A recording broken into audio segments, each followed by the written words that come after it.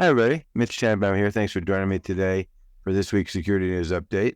Here's an interesting story, to me, kind of fascinating.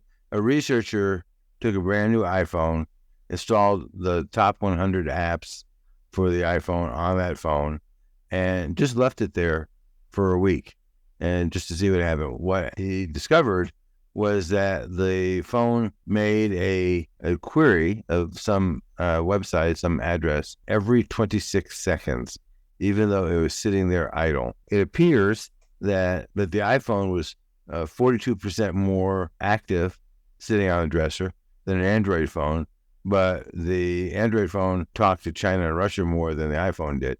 Still, one query every 26 seconds for a phone that is ostensibly not doing anything. Next, also in the alerts department, Phoenix, who is a very popular software maker for PC manufacturers. They make the UEFI or the BIOS chips for many, many computer makers, has discovered a vulnerability in their firmware. And to make matters worse, it's in the trusted platform module, which is where all the computer secrets are kept. If an attacker is able to exploit this vulnerability, it could have some very serious consequences. And the challenge here is, while Phoenix has released fixes for that, it's up to your PC maker to go off and get them to you somehow.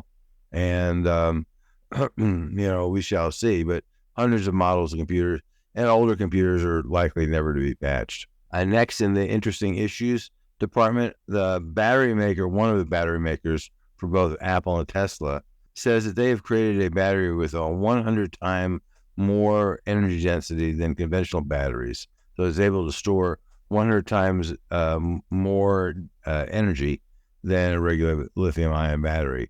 Now they got to go figure out how to package this into a battery cell.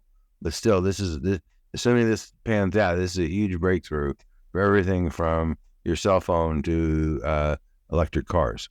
Next, if you use the Kaspersky antivirus software, now would be a great time to find a different vendor. The government is banning, effective July 20th, the sale and operation of the software. So, antivirus software is really dependent on getting updates every day. Come July 20th, that will not be possible anymore. So if you use the Kaspersky software, and a lot of people do, then now would be time to uninstall it and replace it. All right. If you need help with that, let us know. Next, in the legal department, the ringleader of what's known as Scattered Spider was arrested in Mallorca. Now, just because you're rich because you've stolen a lot of money from a lot of people doesn't mean you get to live in fancy resorts. Apparently, he didn't understand that particular concept, and the authorities arrested him at the airport. He will be extradited to the United States, and he will be a guest of Club Fed for a long time. Next, Vermont, I've been talking about this, the legislature overwhelmingly, at least the lower house overwhelmingly, passed a privacy bill that would have been amongst the most aggressive privacy bills in the country. The governor vetoed the bill, basically, I assume, I don't know this, I assume because business lobbies went off and did not look favorably on this becoming law. The Vermont House voted to override the veto 128-17, but the Senate didn't do that, so the veto was sustained. The bill was killed, and I'm sure they'll try again next year. But he said, fundamentally, this bill has teeth in it, and we're Vermont. We don't like protecting consumers. Next, two federal contractors paid multi-million-dollar fines, collectively $11 million in fines. And these are, I don't know how small, but they're certainly not, an IBM kind of big. One is called Guidehouse, and the other is called Nan McKay and Associates. So I'm thinking these are relatively small companies. Collectively, one paid $7 million, one paid $4 million to settle charges that they lied about their cybersecurity practices. This is how we're going to see more and more of these. The Justice Department is working on this and working aggressively, so expect to see more. Next, hackers who broke into a law enforcement information portal pleaded guilty. They used a stolen password, and because they're law enforcement, they didn't think that they need to have multi-factor authentication on this really, really sensitive portal. In fact, the hackers were sharing with their friends, which the cops were able to intercept, is that, man, there's some really good stuff on this portal here, which there was. They haven't been sentenced yet, but they face a maximum of 7 years in prison. Next, in the education department, the feds have come up with this concept called cybersecurity performance goals. So these are today voluntary standards. It doesn't mean they'll be voluntary tomorrow. There's one that they've already released, which is overall for all of the critical infrastructure sectors. And now they're working on one for each individual critical infrastructure sector. They've already released one for healthcare. These are based on the same NIST standards that everything else is, which is NIST SP 853. And, I can't say this with any certainty, but it certainly seems reasonable to me that customers may say, and by the way, we're already seeing this, clients are telling us, yes, I know this is not a law, but if you want to do business with us, it's kind of like a law, because we're going to hold you to the standard. And if you won't, acknowledge that you are compliant with these cybersecurity performance goals, we'll find a different vendor. So it's coming. There's going to be 17 of these, one for each critical infrastructure sector. And I assume that just general commercial business will pick up on this. Next, in the breaches department, and there's always lots of opportunity there, a company called Consulting Radiologists Limited, which is based in Minnesota. They're a specialty radiology practice. They're notifying 500,000 customers that their data was stolen. And, it includes personal data, insurance data, and medical information. The company is physician-owned, and they interpret like x-rays and things like that electronically. So if you go into a clinic in the corner and they take some images, then some person somewhere is far away maybe actually look at these and try to tell you whether you're in good health or bad. So anyway, 500,000 people. Next, there is a prescription management firm called SaveRx. They're notifying 2.8 million customers that their personal data was likely stolen. I don't know what that means. The company was hacked. The company provides prescription drug management services for about 10 million people, mostly U.S. workers, and the services are contracted through their employer or their union. It happened in October of last year. That's about 9 months ago. They're just getting around to telling people about it now. Nice. Next, there's a piece of software that auto dealers use to go manage their auto dealer business, made by a company called CDK, and 15,000 auto dealerships use it nationwide. Runs everything from their phone system to ordering parts to the service department, new cars, financing, all that stuff. Well, it got hit by one ransomware attack on Tuesday. They thought they had that corralled. They got hit by another attack on Wednesday. So now they're down for the count. We're not exactly sure. Nobody's sure exactly how long it will take them to recover. They're really incented, obviously. For car dealers that are all in on CDK, and not all of them are. Some of them use it for some things, but not other things. They're basically shut down until this thing gets resolved. I mean, their phone, for many of these dealerships, even their phones are not working. Never mind, be able to sell cars, finance cars, repair cars, sell parts, whatever.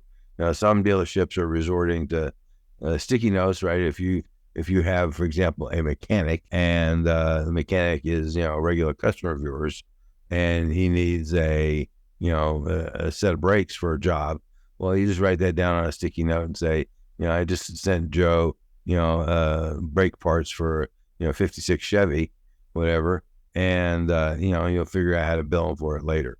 But, the average consumer, not so much. In a lot of cases, the dealership employees are just sitting there staring at each other. Next, in the Snowflake attack, which you've talked about before, the hackers are both trying to sell the data that they stole and also asking for a ransom to not sell it. Mandiant, the big, it's part of Google now, the big forensics firm, said they've talked to customers, and those customers have received ransom demands of between $300,000 and $5 million each. So it's, we shall see, what happens there. And speaking of Snowflake, there's a lot of lessons there, right? The hosting provider, Snowflake, is saying it's not their fault. And conceptually, it sounds like, at least from what we know right now, that's the case. On the other hand, the companies that lost data Companies like Ticketmaster lost, 500 million records. That's not great. And there's a lot of lessons that you could learn there if you chose to learn those lessons rather than repeating them. So, if you don't want to repeat them, see what these guys did wrong and fix it. Speaking of see what they did wrong, the Los Angeles School District is getting ready to ban smartphones for students. We'll see. These guys, I think they're the second school district in the country to do this.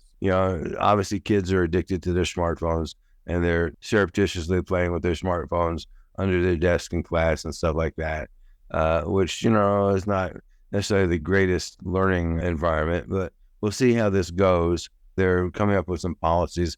The school board gave them 120 days to come up with policies, and this is supposed to go into effect in the 2025 school year. So stay tuned on that one.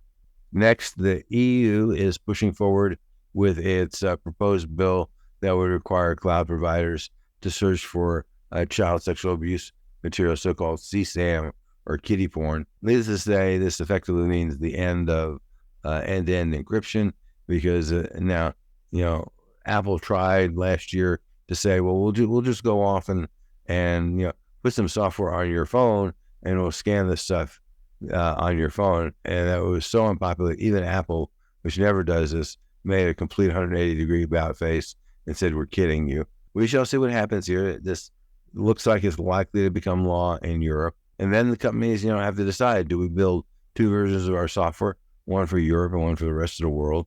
Or do they just say, the hell with it, we don't care, we'll blame Europe for this and we'll just have crappy security everywhere. I don't know. Nobody knows. We'll see what happens there.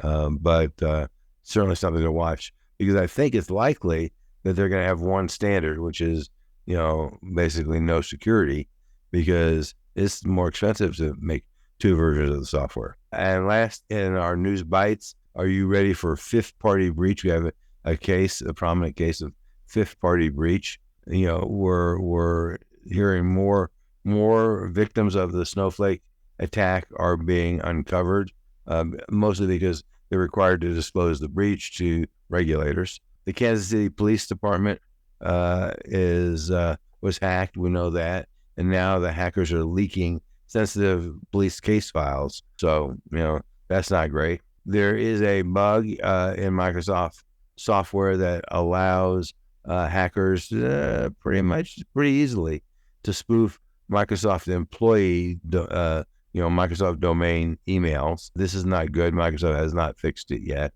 Actually, I take that back. I think there's a fix in this month's patch release. And lastly, and here's no surprise, TikTok has sued the U.S. government, saying that the law that the Congress passed and the president signed, which says that TikTok or ByteDance, TikTok's parent company, has to sell their company by January, which is, this is June, so that's basically 6 months, or be banned in the United States. They're saying this is a violation of the First Amendment. And of course, the First Amendment only comes into play when the speech that's being affected is unpopular.